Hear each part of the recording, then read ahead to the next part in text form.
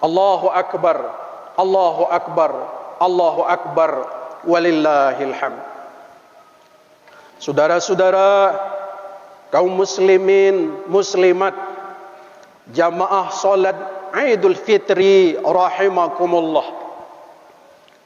Sejak tadi malam lantunan gema takbir berkumandang seantero dunia, mulai dari perkotaan sampai ke pelosok perdesaan.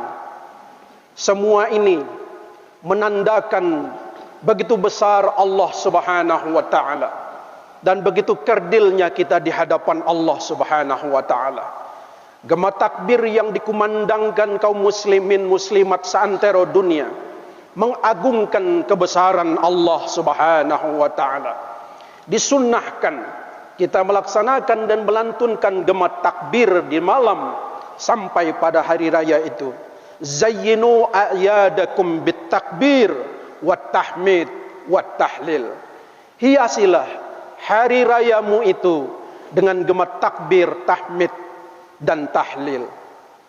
Dikumandangkan gema takbir itu menandakan datangnya hari kemenangan, yaitu hari raya Idul Fitri. Kaum muslimin muslimat, dengan datangnya hari raya Idul Fitri menandakan berakhirnya Ramadan. Seolah-olah Ramadan berkata kepada kita dengan ucapan perpisahan kepada kita umat Islam, Ramadan telah pergi meninggalkan kita. Tidak ada jaminan bagi kita untuk bisa bertemu kembali dengan Ramadan yang akan datang. Begitu banyak orang yang tadinya bersama kita merayakan hari raya Idul Fitri pada tahun-tahun yang lalu, namun kini mereka sudah menghadap kepada Allah. Oleh karena itu bersyukur kepada Allah Subhanahu wa taala. Pada hari ini, pagi ini, di masjid yang mulia ini, kita merayakan hari raya Idul Fitri. Saudara kaum muslimin, jamaah salat Idul Fitri rahimakumullah. Ramadan telah berlalu. Banyak kenangan manis yang ditinggalkan kepada kita. Setiap malam kita melaksanakan salat tarawih. Setiap malam kita melaksanakan tilawah Al-Quran. Semoga kenangan manis itu akan terulang kembali pada tahun-tahun mendatang. Ramadan juga mengajarkan kepada kita untuk menjadikan kita orang yang baik. Maka itu disebutkan tujuan dari kita melaksanakan ibadah puasa, la'allakum tattaqun, mencetak manusia paripurna, mencetak manusia yang bertakwa kepada Allah Subhanahu wa taala. Lalu bagaimana ciri-ciri orang yang bertakwa yang menjadi tujuan ibadah puasa yang sudah kita lalui dalam sebulan yang Ramadan yang barusan berlalu itu? Ciri-ciri orang yang bertakwa itu di dalam Al-Quran surah Ali Imran ayat 134 Allah Subhanahu wa taala berfirman, wasari'u ila maghfiratin min rabbikum wa jannatin arduhas samawati wal ard uiddat lil muttaqin. Bersegeralah pada ampunan Tuhanmu, bersegeralah menuju ke surganya Allah seluas langit dan bumi yang dipersiapkan bagi orang yang bertakwa. Alladzina yunfiquna fis sarra'i wad dharra'i wal kazimin al ghaiz wal 'afina 'anil nas. Di dalam ayat ini Allah memberikan ciri-ciri orang yang bertakwa ada 3 macam. Pertama, alladzina yunfiquna fis sarra'i wad dharra'i. Orang yang bertakwa itu ciri-cirinya adalah orang yang dengan senantiasa menafkahkan hartanya di jalan Allah, baik ketika lapang maupun ketika sedang sulit. Artinya apa? Orang yang lolos dalam pendidikan Ramadan adalah orang yang dermawan kepada orang lain. Ramadan ajarkan kepada kita untuk kita memperhatikan orang-orang miskin. Buktinya di dalam Ramadan kita diperintahkan untuk bersedekah kepada orang-orang yang berpuasa, memberi berbuka puasa. Kemudian afdhalus shadaqah fi Ramadan, seutama-utama sedekah ada dalam momentum Ramadan. Setelah itu mengakhiri Ramadan, kita diperintahkan untuk menunaikan zakat fitrah, di mana tujuannya adalah untuk mensucikan, tuhratan lis-shaim wa tu'matan lil masakin, untuk mensucikan ibadah puasa kita dari daki-daki puasa, minal laghwi war rafasi, ucapan perbuatan yang sia-sia. Kemudian wa tu'matan lil masakin, memberi makan kepada orang miskin. Maka itu Ramadan mencetak kita untuk menjadi orang yang perhatian kepada orang-orang yang lagi kesusahan. Kemudian yang kedua, ciri orang yang bertakwa adalah wal kaziminal ghaiz, orang yang mampu menahan amarah. Saudara kaum muslimin rahimakumullah, ibadah puasa melatih kita untuk sabar dalam kehidupan. Apabila ada orang mengajak kita bertengkar, maka Rasulullah ajarkan kepada kita, katakan inni shaim, saya sedang berpuasa. Artinya apa? Kita diminta untuk sabar. Selama 1 bulan kita diminta untuk sabar, maka pada gilirannya kita menjadi orang-orang yang mampu mengendalikan emosional kita. Maka 11 bulan ke depan kita harus mampu mengendalikan hawa nafsu kita, mampu mengendalikan kemarahan-kemarahan kita. Sebab kemarahan itu adalah minal syaitan. Kemarahan itu datangnya dari setan. Lalu ciri yang ketiga, wal afina 'anin nas. Ciri orang bertakwa adalah mereka mau memaafkan kesalahan orang lain. Saudara, pada bulan Ramadan kemarin, setiap malam kita membaca doa, Allahumma innaka afun karim, tuhibbul afwa fa'fu anna. Allahumma innaka afun karim, tuhibbul afwa fa'fu anna. Ya Allah, Engkau Maha Pemaaf, Engkau suka memberi maaf, oleh karena itu maafkan kami ya Allah.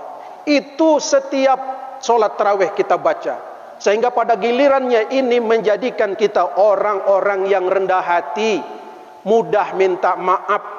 Nah, kalau kita orang yang rendah hati, merasa berdosa, maka kenapa harus tidak mau memaafkan orang lain? Toh kita juga tidak bersih, toh kita juga punya dosa. Maka itu orang yang bertakwa dengan rela hati membuka dadanya untuk memberikan maaf kesalahan orang lain. Allahu Akbar, Allahu Akbar, Allahu Akbar walillahil hamd. Kaum muslimin rahimakumullah, terkait dengan persengketaan orang-orang mukmin, orang-orang beriman di atas dunia ini yang tidak mau memaafkan satu dengan yang lainnya. Hal ini akan berkelanjutan di padang mahsyar nanti. Hal ini akan berkelanjutan di pengadilan Allah nanti. Rasulullah sallallahu alaihi wasallam satu ketika menceritakan kepada para sahabat, yakni di akhirat nanti, kata Rasulullah, berdasarkan informasi dari malaikat Jibril, di hari kiamat nanti ada 2 orang yang bersengketa, tidak berteguran sampai mati.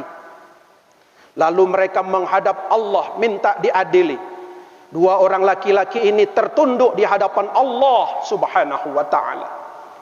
Lalu laki-laki yang pertama mengatakan, ya Tuhan ya Rabbi, lelaki yang di sebelah saya ini, dia adalah orang yang banyak berbuat zalim kepada saya ya Allah. Maka oleh karena itu ya Allah, tolong ya Allah, segala amal baiknya saya minta ya Allah, agar supaya bisa saya masuk ke dalam surgamu ya Allah. Lalu apa jawab Allah? Bagaimana mungkin aku mengambil pahala orang di sebelahmu itu, sementara tidak sedikit pun kebaikan yang ada padanya? Kalau begitu ya Allah, saya punya banyak dosa ya Allah. Kau timpakan saja, kau pikulkan saja dosa saya ini kepadanya ya Allah. Lalu Allah Subhanahu wa ta'ala memanggil kedua orang ini, Coba angkat kepalamu, lihat ke depan. Tatkala laki-laki ini menghadapkan wajahnya ke depan, di depannya sudah terbentang, sudah berdiri kokoh sebuah istana yang indahnya luar biasa. Subhanallah. Istana yang terbuat dari emas dan bertatahkan intan berlian. Lalu laki-laki ini bertanya, "Ya Allah, ya Rabbi, punya siapakah istana yang semegah ini?" Kata Allah, "Ini adalah punya orang yang mau membayar harganya." Ya Allah, siapakah orang yang sanggup membayar harga daripada istana ini, ya Allah? Oh, yang sanggup memberikan atau membayar harga istana ini adalah orang-orang yang mau memaafkan kesalahan orang lain. Subhanallah. Lalu orang ini berkata, "Demi Allah, ya Allah, mulai saat ini saya akan memaafkan kesalahan sahabat saya ini. Saya mau memaafkan kekeliruan dan perbuatan zolimnya kepadaku, asalkan aku bisa masuk ke dalam istana ini." Baik kalau begitu. Kalau itu yang hendak kau inginkan, pegang tanganmu, ajaklah dia untuk masuk ke dalam surgaku. Allahu Akbar, Allahu Akbar, walillahil hamd.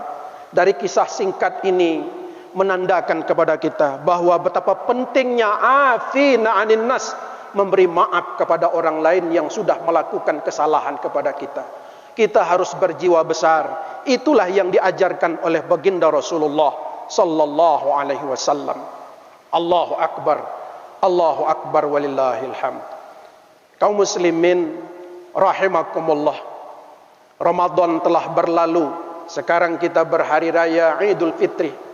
Semua orang ingin pulang kampung halamannya untuk bersujud di hadapan orang tuanya, ingin bercengkeramah, bergembira bersama dengan keluarganya.